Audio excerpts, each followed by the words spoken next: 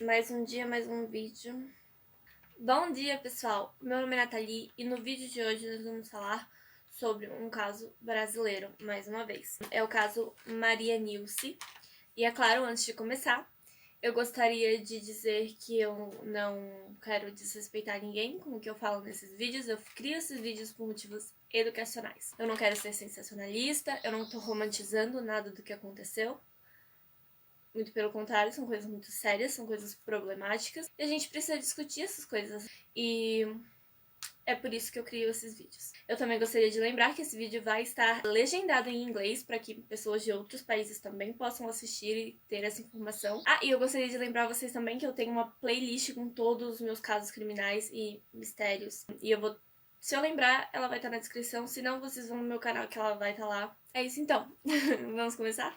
Esse caso foi meio bagunçado. Não sei se foi por trabalho ruim da polícia ou se foram coisas que foram acobertadas ali, que acabaram não vindo a público.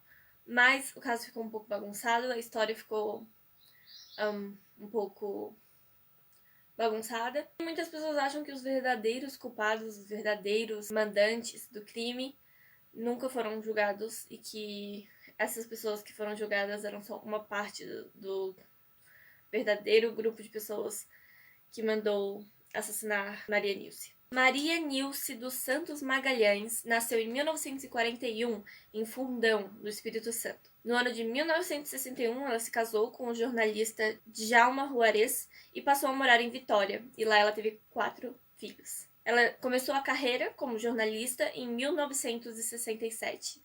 Ela começou escrevendo diariamente para o jornal A Tribuna e depois disso ela se tornou apresentadora na TV Vitória. Um tempo depois ela também foi jurada no programa do Chacrinha, na Rede Globo. Ela era uma pessoa muito cativante. Ela tinha muita energia. Ela era o tipo de pessoa que você via de longe, você notava que era ela chegando, sabe? Ela tinha presença e ela falava com convicção. E isso incomodava muita gente. Já na época já se falava mal dela justamente só porque ela era uma mulher que se destacava muito. Isso incomodava as pessoas. Além de escrever livros e promover festas e desfiles de moda em Vitória, ela comprou o Jornal da Cidade e passou a escrever para esse jornal. Então esse era o jornal dela, o Jornal da Cidade. Agora a gente vai chegar nas circunstâncias que levaram ao assassinato dela. No ano de 1989, ela tinha 48 anos de idade e ela escrevia no jornal dela sobre... Bom, ela escrevia sobre várias coisas, mas uma das coisas que ela mais comentava era sobre o caso de tráfico de drogas em uma rota que se chamava Conexão Vitória-Bolívia.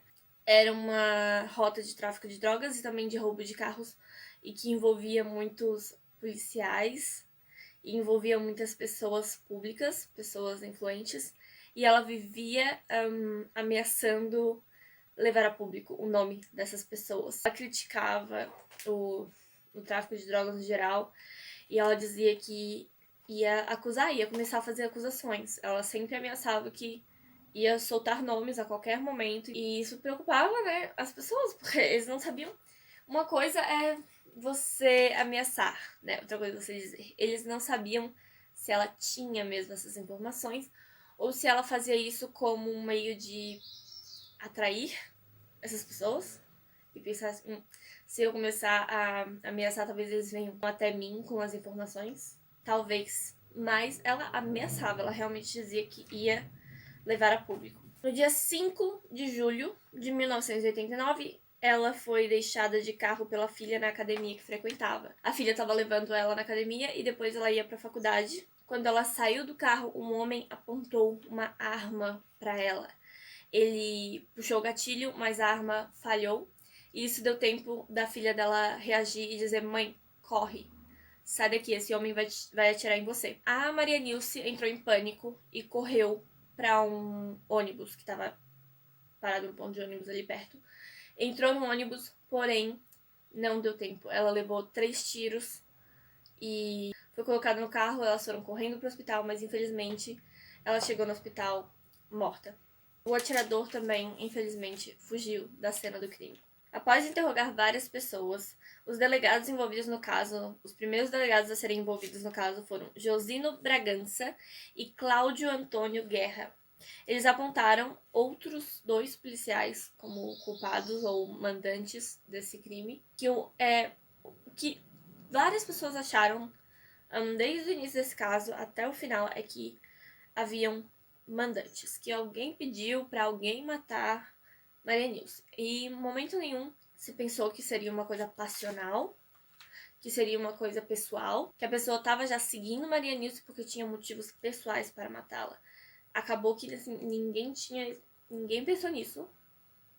Então, e o negócio era ali porque ela era jornalista, porque ela era conhecida e por isso alguém ia matar. Então, eu peguei aqui entre aspas o discurso desses 2 delegados. O que eles disseram foi: ela foi morta pelo que disse e pelo que queria dizer. Sabia demais sobre o envolvimento de pessoas influentes sobre o tráfico de drogas. Então, basicamente, era isso. Todas as teorias do porquê dela ter sido assassinada vinham dessas manchetes e dessas coisas que ela publicava no jornal. No total, esses 2 delegados acusaram 11 pessoas de envolvimento no assassinato. E em setembro de 1989, acho que foi o Ministério da Justiça, Ministério Público, passou esse caso para a Polícia Federal, continuou essas investigações e acabou indicando 6 pessoas. E essas 6 pessoas foram julgadas pelos crimes. Mais ninguém. E o público, muitas pessoas que conheciam ela, conheciam a Maria Nilce, o pessoal que estava envolvido ali nessas reportagens, nessas investigações, acabaram dizendo que não.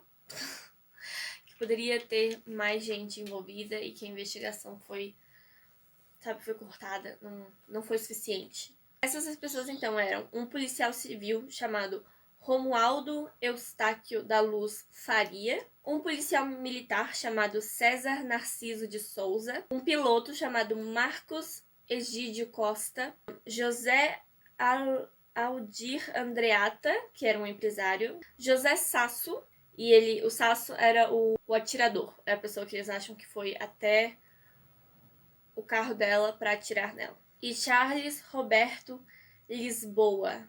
Vocês vão ver o rolo que é a história. Então, vou pensar apenas nos nomes. Uma palavra para cada um. Porque se eu tiver que falar o nome inteiro deles durante toda essa história, vai ficar muito complicado. Então, para a polícia, o empresário Andreata contratou o policial Faria para cometer o homicídio. O policial Faria, então, chamou o Sasso, que é o atirador, e o Narciso, policial militar, e assim os 2 efetuaram o plano e fugiram do local em um Fusca. Com esse Fusca, eles chegaram até um aeroporto ou algum espaço onde cabe um avião e partiram para o Rio de Janeiro em um avião pilotado pelo Costa, o piloto. E o Lisboa, que é o último ali, participou da investigação para encobrir tudo isso. Vocês estão vendo a bagunça que eu tive que assimilar? Vocês vão assimilar isso aqui comigo. Então, um pediu pro outro que pediu pro outro. Esse outro chamou o parceiro, eles fizeram o plano, fugiram em um Fusca e foram de avião pro Rio de Janeiro, pra não ter nada a ver com a história. E um deles foi um contatado só pra encobrir a história. José Sasso, então, o principal suspeito pelo disparo, morreu na prisão por envenenamento em 1992. Eu não sei agora se ele estava preso por causa disso ou se foi antes dele ser julgado por isso. Eu acho que foi antes, porque todos os outros julgamentos aconteceram no ano 2000, 15 anos depois da morte da Maria Nilce. 2006, 15 anos depois da morte dela, Costa foi condenado a 9 anos e 4 meses de prisão e foi assassinado em 2012. Andreata foi condenado a 13 anos, mas pôde recorrer em liberdade. Ele depois foi condenado novamente em 2007, liberado novamente e preso em 2013. E agora eu acho que ele tá preso mesmo. Eu não sei, vai que ele foi liberado de novo, mas eu acho que ele foi preso de verdade dessa vez. O Charles Roberto Lisboa e o Romualdo Eustáquio da Luz Faria alegaram insanidade mental. E conseguiram. Lisboa foi absolvido.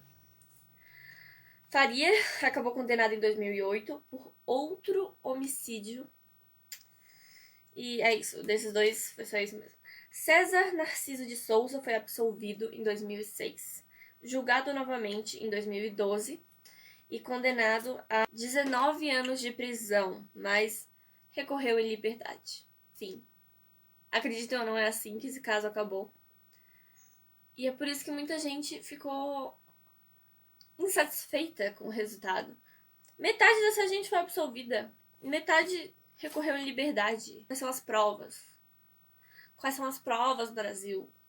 Eu não sei. Eu juro, eu tava pesquisando, eu vi mais artigos defendendo Maria Nilce, dizendo que ela merecia mais, muito mais. Ela foi homenageada em Nova York, tem um museu só para jornalistas em Nova York, e ela foi homenageada lá. Sabe, tem muita gente que diz que eles não tinham tanto a ver quando fizeram parecer que eles tiveram a ver. Insatisfeita eu fiquei com esse caso. Pouquíssimos artigos diziam: a prova é essa. Essa é a prova de que ele mandou. Essa é a prova de que ele fez. Não, a gente não tem prova, a gente não tem nada. Ficamos assim. É isso então. Se você gosta desse tipo de conteúdo, de mistérios, casos criminais, terror, organização, de vez em quando. Eu queria voltar a fazer vídeo de maquiagem, mas é como se eu... não sei. Se você gostou desse vídeo, deixa o gostei, eu sei que ajuda muito. Deixa um comentário também, que também me ajuda muito a ser notada nesse mundo misterioso do YouTube. Muito obrigada por assistir esse vídeo e eu vejo vocês no próximo. Tchau!